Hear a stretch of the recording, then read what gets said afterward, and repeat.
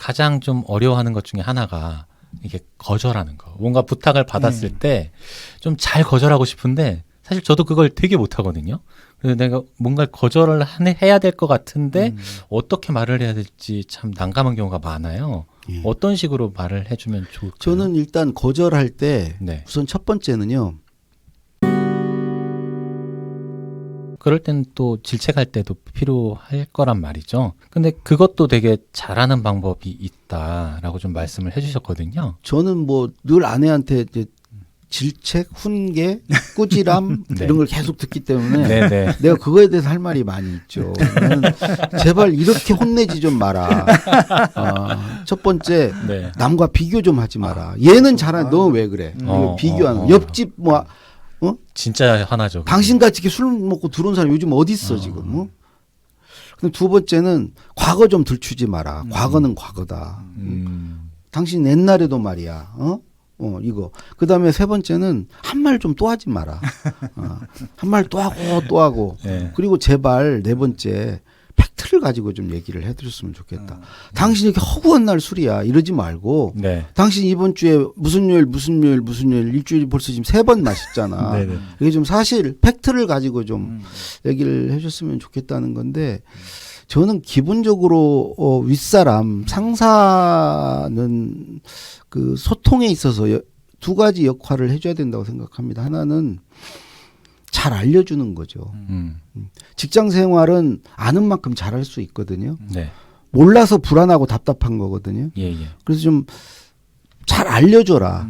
다 알겠거니 하거나 자기하고 친한 사람에게만 알려준다거나 너만 알고 있어. 너니까 얘기해. 이러지 말고 공평하게 누구나 아는 거에 있어서는 평등하게 잘 알려줘라. 그러면 직원들이 알아서 잘한다.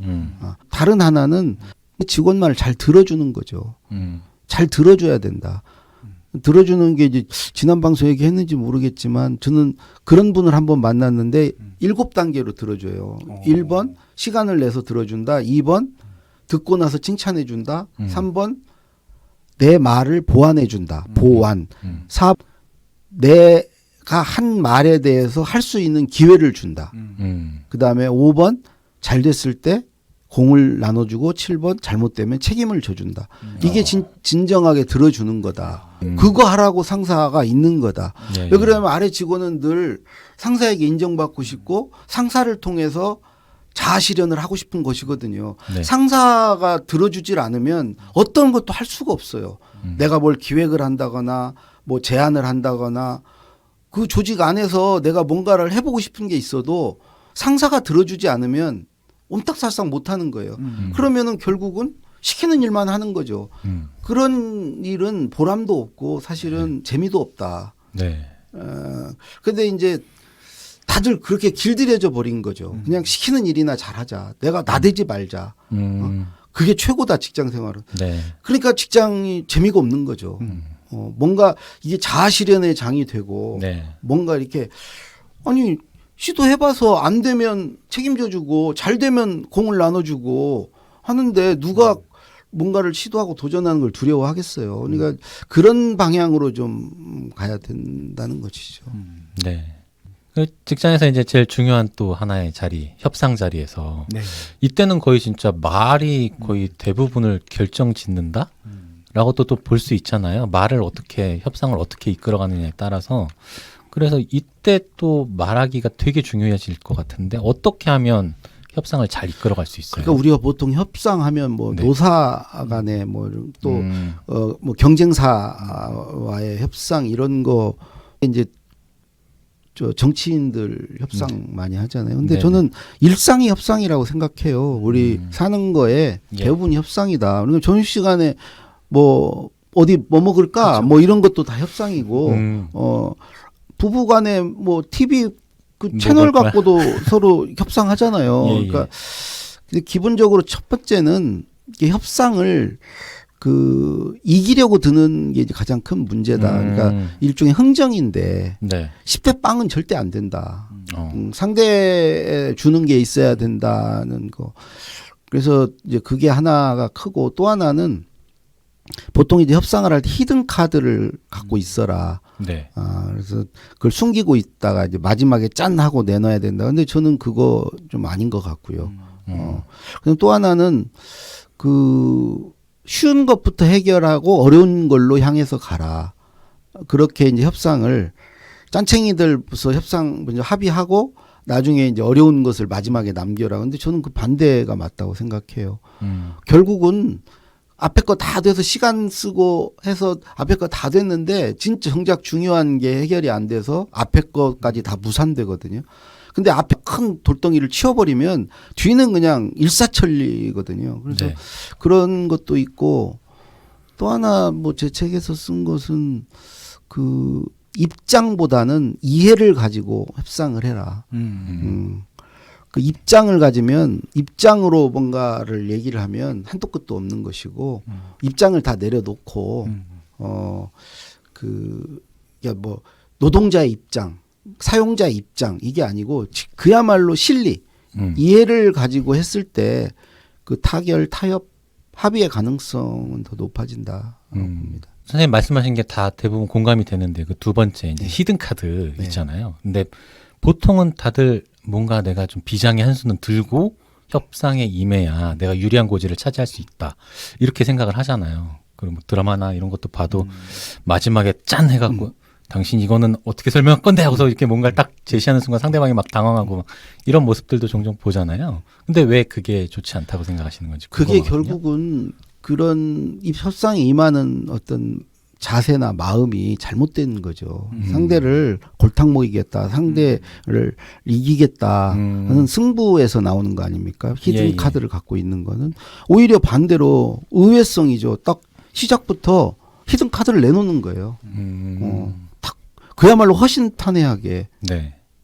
딱 까놓고 얘기를 해버리면 저는 그게 더 진정성 있게 느껴지고 왠지 마지막에 꺼내면 뒤통수 맞은 것 같고 네. 그게 누가 져주겠습니까? 그런 상황에서 감정적으로도 지기 싫죠. 아니 이렇게 해서 나를 어렵게 만들려고 이렇게 수를 썼다는 생각이 들잖아요. 그래서 별로 그게 이제 성공하기가 어렵죠. 그러니까 미리 다 까놓고 진정성 있게 다가가는 게 최고다. 예. 예, 맞습니다. 말 그대로 진짜 이게 승부가 아니라 윈윈이 돼야 되는 게 좀 그래야 협상이 되는 것들인데 한쪽의 이익만 강조하다 보면 당연히 협상이 안 되죠. 그러니까 우리도 만약에 협상 대표로 회사에서건 뭐 정부에서건 누구를 내보낼 때 무조건 이기고 오라지 뭐 안 그렇습니까? 이기고 오라고. 그러니까요. 그러니까 대개 이제 협상 당사자들이 전권을 못 가져요. 회사에서 회장이 나가지 않는 한 그렇죠. 사장이나 누가 가서 하면은 자기 맘대로 못 해요. 지킬 건 지켜야 돼. 이겨야 돼. 그래야 회장한테 안 혼나.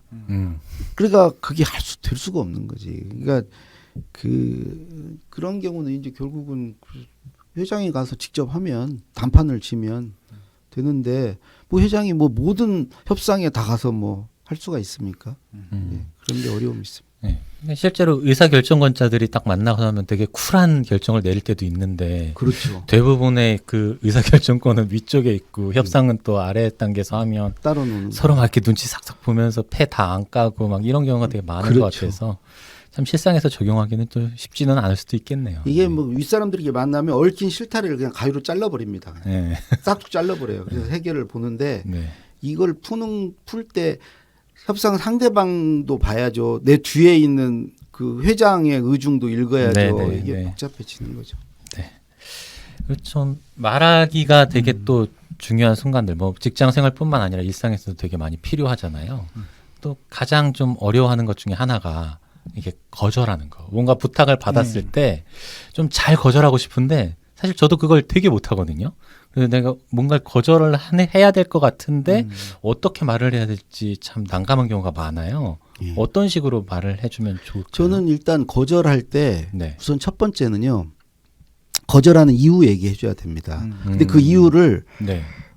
자기에서 찾으라는 거죠. 나에게서. 상대편에서 찾지 말고 음, 누가 돈을 빌려달라 그렇게 말할 사람 없겠지만 너 못 믿어서 내가 돈 못 빌려줘서가 아니고 예. 내가 돈이 없어서 네. 그러니까 나에게서 어떻게든 찾으려고 하는 것 네네. 이유를 그렇게 얘기하고 두 번째는 저쪽에서 100의 부탁을 해올 때 10이나 20 정도는 들어줄 수 있거든요. 100을 다 들어주려고 하니까 어려운 거지. 네네. 그래서 들어줄 수 있는 만큼만 들어주는 거. 네. 그다음에 세 번째는 대안을 제시해 주는 거. 나는 어렵지만 사실은 누구한테 이제 불덩이를 떠 넘기는 건데 네. 이 사람 한번 찾아가 봐. 이 사람은 들어줄 수 있을 것 같은데 뭔가 이렇게 대안을 다른 방법을 좀 제시해 주는 것도 이제 필요하고 결정적으로는 이제 사실 부탁을 못 들어준 거에 대한 미안함 그런 건 이제 마음속에 진짜 있어야죠. 그러면 전해져요. 그 미안함이 표정으로나 이런 거 정부자 들어줄 사정이 못 돼서 못 들어주는구나. 그런 것도 있고 이렇게 거절을 통보하는 타이밍 이런 것도 굉장히 중요한 것 같아요. 네. 해고만고문 안 시키고 그냥 즉석에서 거절을 해버리는 것과 좀 말미를 달라 좀 고민해보겠다. 근데 그것도 이제 사실 그렇게 하면은 그 사람도 다른 데 알아볼 기회 놓치는 거고 뭐 이렇게 되잖아요. 그러니까 맞아요. 그런 타이밍도 좀 잘 생각해 봐야 되는 것 같고요. 부탁의 내용에 따라서 네. 달라지겠죠. 네. 근데 나중에 거절하지 못해가지고 결국 그때 거절했어야 되는데 그게 더 나았는데 그런 후회는 좀 하지 말아야 되지 않나. 거절할 것은 거절해야 되지 않나. 네. 그래서 후회하시는 분들 되게 많잖아요. 평생 후회예요. 평생 후회. 네. 그건 저 돌이킬 수가 없어요. 누구 보증서 가지고 맞아요. 그러느니 정말 그거는 그런 건 안 서는 게 거절하는 게 맞았다 하는 것들이 많죠. 예, 옛날 분들 많이 그러셨죠, 진짜. 네. 예. 혹시 뭐 선생님께서도 뭐 거절을 했어야 되는데 못해서 되게 난감했던 순간들이 있으신가요? 저도 제가 이제 얘기를 하면 특정 누군가는 바로 알 수 있는 거여서 그런데 네. 예 거절 그때는 보증이에요 그때도. 근데 아이고. 다 들었어요. 이 사람도 안 해줘서 이제 저한테 왔다는 걸 알았어. 되게 이제 곧 딱 소문이 나고 다 이렇게 누가 이렇게 찾아다닌다 이렇게 알잖아요. 예. 근데 그냥 했어요. 했는데 결국 그게 한 몇 년? 그 10년 가까이 내 발목을 잡았던 거. 아이고. 그러니까 참 어떤 그 인간적인 관계 그것 때문에 사실 거절하기 힘든 경우가 너무나 많은데. 근데 그래서 관계가 더 나빠지니까. 그냥 억지로 이렇게 했다가요. 그렇죠. 그때 안 해준 사람하고는 관계가 좋아요. 근데 오히려 이제 그걸 들어준 사람하고는 관계가 최악이 되는 거죠. 자, 그럴 수도 있겠어요. 사안에 따라서는. 네. 또 이런 것들이 좀 궁금할 수 있을 것 같아요. 말하기라고 하면 선생님 저는 어떤 자리에서 뭔가 발표를 하거나 할 때 너무 떨려요. 머릿속이 하얘져요. 이런 분들도 좀 계시잖아요. 그건 제가 그랬기 때문에 그 방법은 제가 잘 아는데요. 네네. 저는 우선 1번 그 발표하는 장소에 일찍 가요. 절대 그 시간 맞춰 가지 말고 일찍 가서 현지 적응이라는 게 필요해요. 현지 적응. 그 내 발표를 듣는 네네. 사람 자리에도 앉아보고 네. 당연히 발표하는 자리에도 서보고 네. 그다음에 먼저 온 사람과 대화도 좀 나누면서 그 현지 적응이 굉장히 중요하다는 거. 네네. 그리고 두 번째 저는 자기만이 의지할 수 있는 뭔가를 만들어라. 저는 물이거든요. 아까도 여기 와서 제일 먼저 이제 물을 찾았잖아요. 예. 이게 난 물이 있으면은 물의 의지가 돼요. 물이 없으면 불안해요. 그러니까 뭐가 없으면 불안한 걸 하나 찾아서 그거를 이제 확보만 하면은 거기에 의지할 수 있는 그게 이제 하나. 그리고 세 번째는 제가 이렇게 해보니까 결국은 내가 왜 떠는가 생각해 보면 평가 때문이거든요. 예. 내 말을 듣는 사람의 평가. 근데 그 평가는 내 맘대로 안 돼요. 제가 강의를 쭉 해보니까 정말 내가 잘했다 생각했는데 평가가 안 좋은 경우 많이 있고요. 예. 의외로 내가 헤맸는데 평가가 좋은 경우 있고. 그래서 그다음부터는 평가는 내 몫이 아니다. 그거는 그러니까 이 내 말을 듣는 사람의 바다 위에 내 몸을 던지고 그걸 띄우건 가라앉히건 그 사람들 몫으로 두자. 내가 허우적거린다고 뜨지 못한다. 그러니까 아예 마음을 비우고 예. 하자. 다만 그 사람들을 위하는 마음. 뭐라도 이 사람들에게 내가 뭔가를 드려야 되겠다. 그래서 이 사람들에게 도움이 되도록 해야 되겠다. 이 사람들이 정말 뭘 주면 만족할까? 거기에만 집중하자. 그러려면 주려는 어떤 물건도 좀 좋아야 되고 그 사람들이 원하는 물건이어야 되고 네. 그거를 또 잘 그 사람들이 받아갈 수 있게 전달도 잘해야 되고 그러면 당연히 줄 물건을 잘 준비해야 되겠죠. 그것도 안 하면서 안 되겠죠. 그리고 줄 물건을 준비한 상태에서 연습을 많이 해봐서 전달이 잘 될 수 있도록 아무리 좋은 물건을 갖고 있어도 그 사람들이 못 받아가면 지금 무슨 소리야 저거. 그래서 안 받아가 버리면 허당이니까 연습을 많이 해서 그걸 온전히 잘 받아갈 수 있게 네. 내 말이 좀 더 재미있고 쉽고 좀 명료하게 해서 전달이 잘 될 수 있게 네. 그런 연습도 필요하다. 좀 그렇게 하니까 이제는 거의 안 떨리는 거. 진짜 그 마지막에 말씀해주신 그 준비해놓고 좀 연습해보고 네. 하면 그게 저도 과거에 엄청나게 떨었거든요. 이렇게 저는 사실 이런 뭐 팟캐스트나 유튜브를 할 거라고는 상상도 못했었어요. 한 10년 전만 해도. 그래서 어느 정도 수준이었냐면 무슨 회의 같은 거 자리에 앉아 있잖아요. 이렇게 돌아가면서 의견 얘기해. 뭐 이럴 때 제 차례가 오기 전에 너무 떨리는 거예요. 그렇죠. 막 심장이 쿵쾅쿵쾅거리고 머리가 하얘지고 막 그런 정도의 수준이었는데 어떻게 보면 이 팟캐스트 하는 것도 이 말하기 연습이고 준비를 또 해야 되고 하잖아요. 그렇죠. 그런 것들이 반복되다 보니까 좀 잘 되는 것 같더라고요. 아니 저는 열이면 9은 뭐 유튜브 하고 지금 뭐 방송에서 하는 분들 네. 말 잘하시는 분들 열이면 9은 다 드러머님 같은 경우라고 저는 생각해요. 처음부터 잘하는 사람 절대 없습니다. 누구나 그리고 잘할 수 있어요. 준비하고 연습하면. 네. 그래서 시작을 안 하셔서 그렇지. 네. 그러려면 저는 나도 좀 말 좀 잘 해봐야 되겠다. 앞으로 나도 말하면서 살겠다. 내가 말을 잘해서 이런 걸 좀 이루고 싶다라는 것들을 좀 스스로 생각해 보시고 예. 그렇게 마음 먹는 거가 중요하다고 생각합니다. 오늘 이 방송을 계기로 네. 그런 좀 마음을 좀 먹으셨으면 좋겠어요. 네. 좋은 말씀 감사하고요. 저희가 이제 마지막으로 저희 구독자분께 이제 강은구 선생님 나오신다 하고 질문 있으시면 하셔라 했더니 질문 남겨주신 게 있어서요. 네. 손대길님이 남겨주신 질문입니다.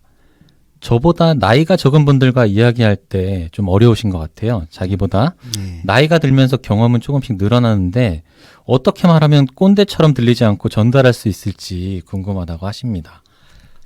그래서 이제 꼰대라는 거는 자기 경험 얘기할 때 주로 그 얘기를 하는 것 같아요. 라떼는 말이야 할 때. 네. 그걸 꼰대라고 그러는 것 같아요. 근데 젊은 세대들은 그 윗세대의 경험에서 좀 배울 게 별로 없어요. 네. 그 말대로 따라가면 큰일 나요. 낭패 봐요. 세상이 완전히 달라졌거든요. 예. 그래서 그 우리 손 선생님도 이제 이 경험을 얘기하시는데 가급적 자기 경험은 특히 저도 이제 내년 60이거든요. 네. 젊은 친구들 만났을 때 제 경험은 가급적 이제 얘기를 안 하려고 하죠.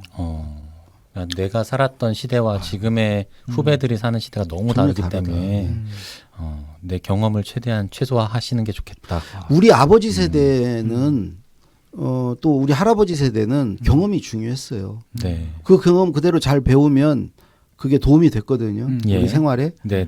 근데 이제 우리하고 우리 자녀 세대는 완전히 그 뭐가 좀 완전히 달라졌거든요. 네. 그 세상이. 맞아요. 그래서 그래서 유독 요즘 꼰대란 말이 자꾸 나오는 것 같아요. 그런 세상이 아닌데 자꾸 얘기를 옛날 하니까. 얘기하니까 진짜 듣고 보니까 그 말씀이 맞는 것 같아요. 네. 그래서 저희도 이제 아이가 너무 어리긴 한데 8살인데 어떻게 얘기를 해야 이 아이가 좀 자기가 원하는 걸 하면서 살 수 있을까를 되게 많이 고민하거든요. 근데 제 경험을 얘기해도 아닐 것 같은 거예요. 얘가 성인이 됐을 때 세상은 또 전혀 다른 세상일 것 같아서 참 뭐라고 선뜻 얘기해 주기가 좀 조심스러운 게 분명히 있습니다. 네. 아마 손대길님께는 충분한 답변이 됐을 거라 좀 생각을 하고요. 자, 정말 끝으로 선생님 오늘 나오셔가지고 이 얘기는 좀 했으면 좋았을 건데 혹시 못하신 게 있으신가요? 책이 어른답게 말합니다. 아, 네. 예, 예. 어른답게 말합니다. 네. 하고요. 예. 그 오늘 못다한 얘기가 네. 주옥 같은 얘기가 이 안에 많이 이제 담겨 아, 있으니까 물론이죠. 네. 꼭 뭐 사서 보실 필요 없고요. 도서관 가면 네. 있을 테니까 한번 네. 일독을 권해드립니다. 아, 네. 저는 한번 사서 좀 네. 소장해 두시고 필요할 때마다 한 번씩 읽어보시는 걸 좀 추천드립니다. 거의 모든 케이스에 대한 답변들이 다 돼 있어요. 네, 그러니까 어떤 상황에서도 활용할 수 있는 정말 노하우가 꽉꽉 담겨 있으니까요. 많이 활용해 보시면 좋을 것 같고요. 예, 오늘 정말 바쁘신 가운데 시간 내주신 강홍국 선생님께 다시 한번 감사 말씀 드리면서 제가 감사합니다. 네, 오늘 방송 여기서 마무리하겠습니다. 감사합니다. 고맙습니다. 네, 건강하세요. 네.